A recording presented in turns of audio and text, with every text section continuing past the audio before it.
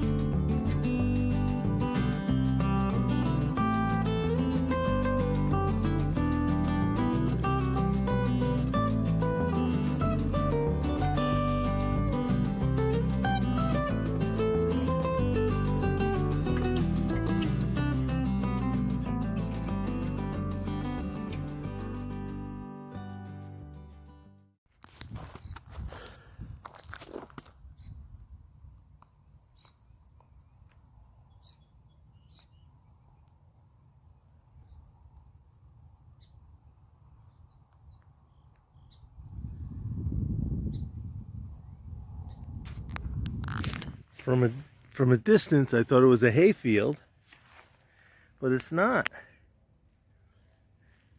It's bread wheat. I've never seen wheat before in plant form. Cool. Wow.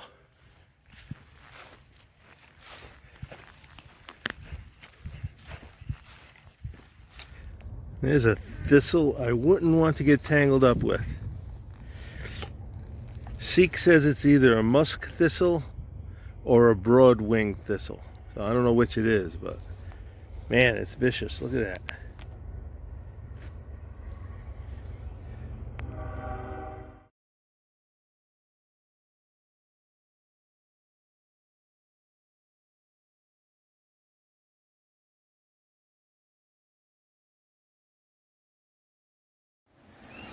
Honeysuckle's in bloom, and boy does it smell good.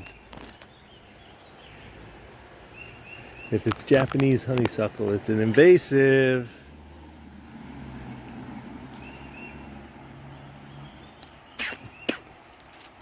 Pretty flowers.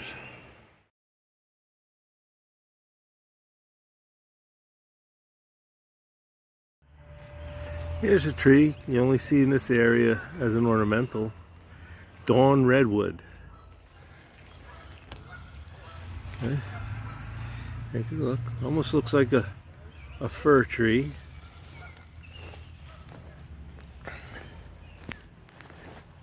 It's got that red bark and the buttresses.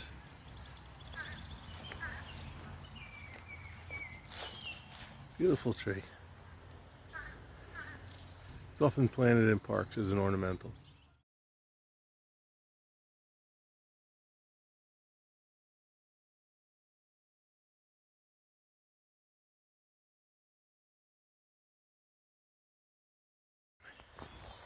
Talk about a lazy day. Hey, I got into Boiling Springs, went to Cafe 101, and instead of just getting a coffee and a muffin, I ended up having coffee, an omelet, chatting with a few people about the trail. Met a couple other hikers there. So I'm back on the AT after a short road walk and heading north. Onward to Carlisle. It's about 7 and change miles. So it's 10:30, so I wasted about an hour and a half at breakfast, an hour at least. But I had a very enjoyable breakfast. That tied me over for most of the day. Checked out the outfitter. It's really mostly a fly fishing shop, and they didn't have a really good choice of freeze-dried food, so I moved on. All right, everybody, here's a new tree for you. Common hackberry, Celtis occidentalis. Here's a leaf. They're way up there, so I can't show them. I had to pick one. All right, as you can see, it's got teeth. Okay, it's kind of a little bit rough, and the base is unequal. So that's that. But what's unique about it is the bark.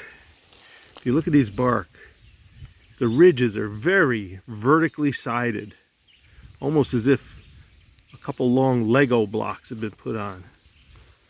We saw the sugar hackberry a while back with those really disgusting bumps on it, but common hackberry has these very, you can see, very flat top, very vertical sided barks with very flat troughs. It's pretty distinct. I can't think of anything that comes close to it. Sorry about that. I fumbled the phone and hit the button. It's a pretty distinct bark. Common hackberry, Celtis occidentalis. Trying to think what else about it. Oh, the fruit can be very messy, so don't plant it over next to a sidewalk. Otherwise, it'll get messy on your sidewalk and you'll curse yourself for doing it. All right, heading on. Here's a perfect example of hackberry bark. Look how tall and straight-sided this bark is.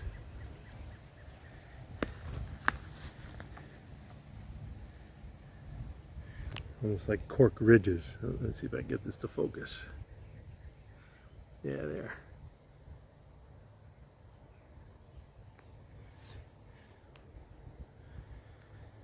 Very distinct. Oh, sorry, tripping over my poles. Alright, I got just over 2 miles to get to Carlisle. It's 12:30, so should be there by 2. Be a good rest night. Still with a decent number of miles in, 12.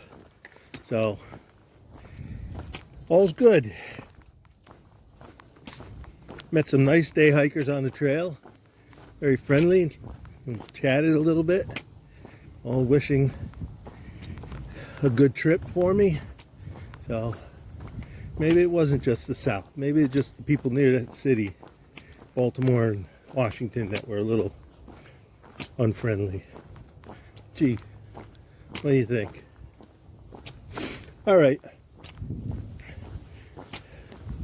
Been walking a lot of fields, edges of fields. I guess the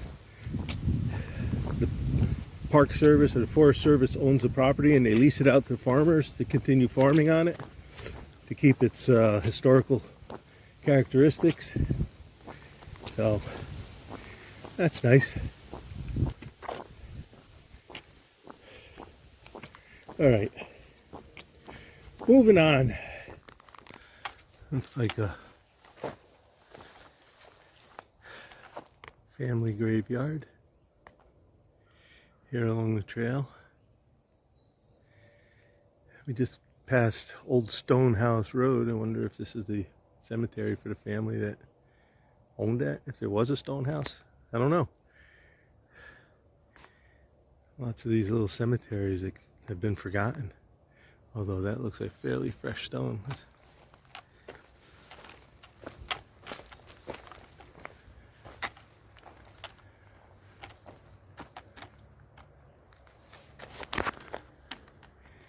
1890, must be a new stone added. Sometimes they do that. When the stones wear out, they put new ones up. So, interesting. Okay, here's another invasive species. Wineberries. Alright, they have these bristly red flower. Sure, the wind's got to kick up now. Alright. You see the stem are very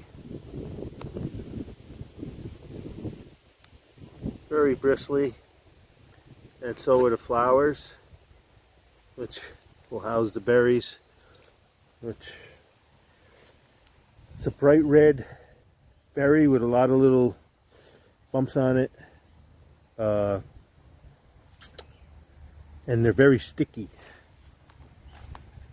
Very good too, which is why no one wants to get rid of them. But wineberries.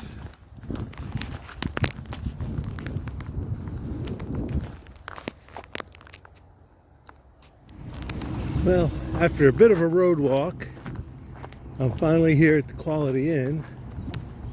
Looks like a fairly new building. Doesn't look like I'll have to fight for a room. So let's see what we can get for a hiker rate. It's supposed to be like 60 bucks. So we'll see. Let me tune out and get my trekking poles put away so I can get this pack off.